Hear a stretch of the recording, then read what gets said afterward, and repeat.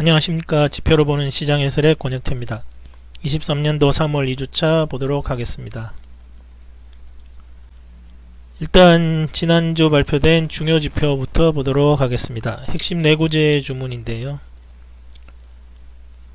네, 주문이 갑자기 늘어났습니다. 쭉 이렇게 안 좋아지다가 그냥 단순히 일단은 반등으로 보여집니다. 두 번째로 기존 주택 거래수, 그러니까 지금 계약서 쓰고 지금 뭐 한창 진행 중인 그런 거래량이죠. 얘도 갑자기 8.1%로 휙 점프했습니다. 거의 1년 만에 나오는 지표입니다. 1년 만에 주택 거래량이 갑자기 휙 상승했습니다.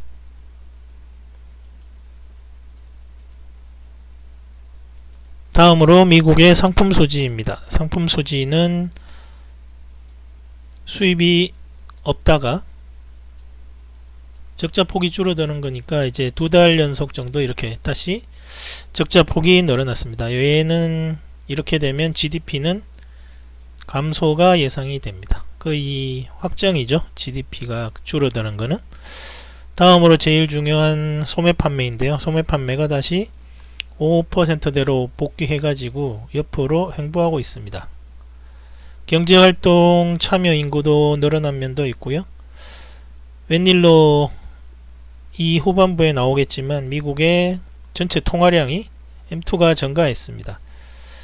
연준이 말로는 뭐 긴축한다고 하지만 실제로는 대단히 좀 가계의 소득과 지갑 두께에 좀 신경을 많이 쓰고 있는 것 같습니다.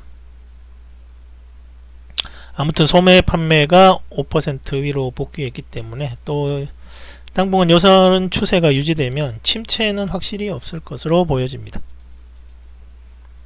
5번의 대도시 주택 가격률인데요. 계속 쭉 떨어지고 있습니다. 이게 몇몇 지표들은 벌써 연 단위로는 하락으로 돌아섰다는 얘기도 외신에서는 보여지더라고요. 어찌되었든 지금 계속 하락하고 있고요. 연단위 지표입니다. 월단위로만 봐도 월단위로 벌써 6개월째 마이너스로 하락 전환해가지고 계속 부동산 가격이 내려오고 있습니다. 부동산 가격은 뭐 다들 아시겠지만 지표 특성상 반영이 되는데 시간이 꽤나 걸립니다. 그럼 이것도 거의 이 정도까지, 이게 보통 하나 둘 셋 넷 다섯 여섯 8개월간 내려왔으니까 추후에도 이 정도의 하락은 지표상에 반영이 될 것으로 보여집니다. 결국 파월이 얘기했던 하락이 5월 6월이라면 거의 맞아 떨어지고 있다고 봐도 될 것 같습니다. 지난 목요일과 금요일 반등에 아마 이런 것들이 영향을 미치지 않았나, 그런 생각이 듭니다. 네, M2 통화량인데요. 연준이 금리 인상 기조를 유지하고 있고 양적 긴축도 타이트닝도 계속 하고 있지만 소매 판매나 이런 것들이 내려가면 가계 수표를 늘린다든지 하는 방식으로 계속 대응을 하고 있는 것 같습니다. 그래서 소폭이나마 지금 전체 통화량이 늘었습니다. 얘가 이런 식으로 쭉 하고 이런 식으로 원래는 이렇게 해서 뭐 인플레이션이 줄어들 것이다 라고 이제 다들 뭐 생각하고 있는 일반적인 거죠. 양적 완화를 하게 되면 시중에 돌아다니는 돈이 줄고 그러면서 전통적으로 어떻게든 성장해 왔다면 이점에 있을 것이다 라는 그런 점에 있는데, 실제로는 이게 이렇게 가고 이게 또 쫓아가는 이런 형식으로 지금 연준은 그림을 그렇게 그리고 있는 것 같습니다. 이 와중에 금리를 올리면서 이 부분의 증가는 막아버리고 기존의 어떤 소비를 실물 경제를 관리하면서 움직이는 그런 식의 그림을 그리고 있지 않나 생각이 듭니다. 30년 담보대출 금리는 장기 채권 금리가 매우 상승하면서 얘는 또 올랐습니다. 6.7%면 거의 가계에 가처분 소득은 뭐 거의 없다고 봐도 무방한 정도인데, 지금 요 7번 통화량 지표에서 말씀드렸던 것처럼 정부에서 계속 뭐 어떤 식으로든 계속 지원을 하고 있으니까, 그래서 지금 소매 판매도 늘어난 게 아닌가 싶거든요. 다음으로 제조 PMI입니다. 제조 PMI는 반등했습니다. 지금 경제의 어떤 펀더멘털이나 백그라운드를 보면 이게 기업 단위에서 인력 구조 조정하면서 PMI 수치가 높아진다는 건 진짜 이상한데, 하여튼 지표가 좀 혼조세를 타고 있는 상황이니까, 예, 혼조세충이다 라고 큰 틀에서 보고 넘어가는 게 맞는 것 같습니다.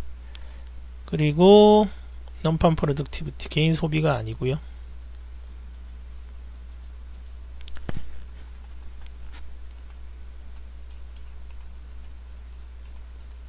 생산성입니다. 생산성이 보시면 약 4개월째 오르고 있습니다. 임금도 오르고 물가도 오르고 거기다 생산성도 오르는 참 보기 드문 현상이 벌어지고 있습니다.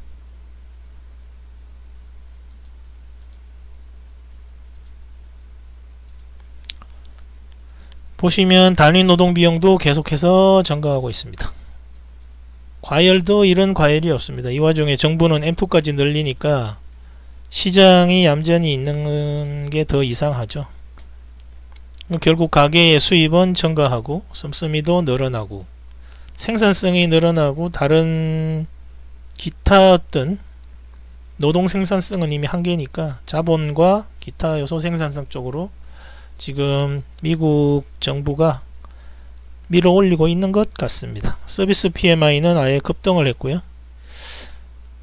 결국 미국 가계 주체나 실물 경제 쪽에서 돈이 잘 도니까 뭐 이런 현상이 일어나고 있는 것 같습니다.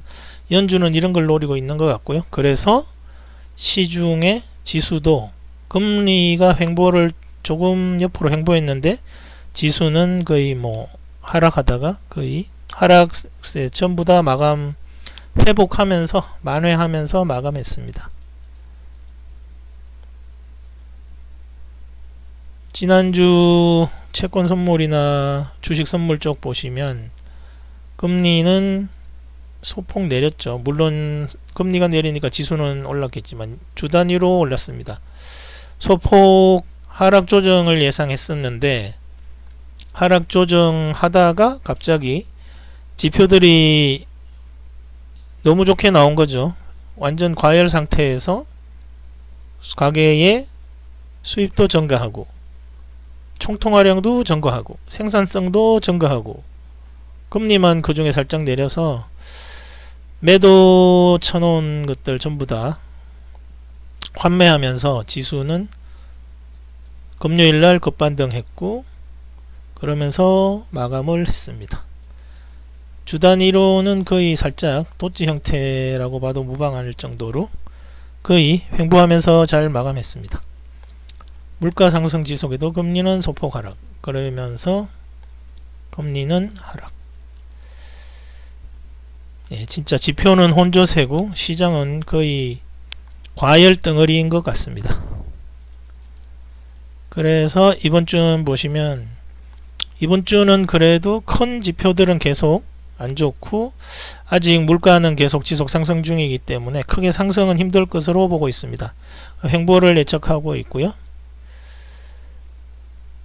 이 부분은 말씀드렸던 거고, 부동산 지표 개선과 PMI 상승 이 부분인데 결국은 이제 지표 혼조세 그 와중에 일어난 일로 지금은 보고 있습니다. 노동비용이라든가 이런 것들 다 결국 다 긍정적인 면으로 지표가 나왔습니다. 해석을 그렇게 하고 있는 거겠죠. 다음 주는 주로 고용 관련 지표가 집중 발표됩니다. 시장이 혼조 구간에서 지금 왔다 갔다 하고 있습니다. 큰 틀에서는 이제 뭐 하락 쪽 배팅은 좀 안 맞을 것 같고요.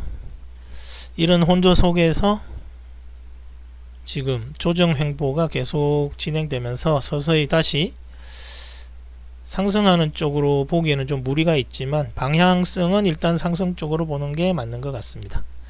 네, 감사합니다.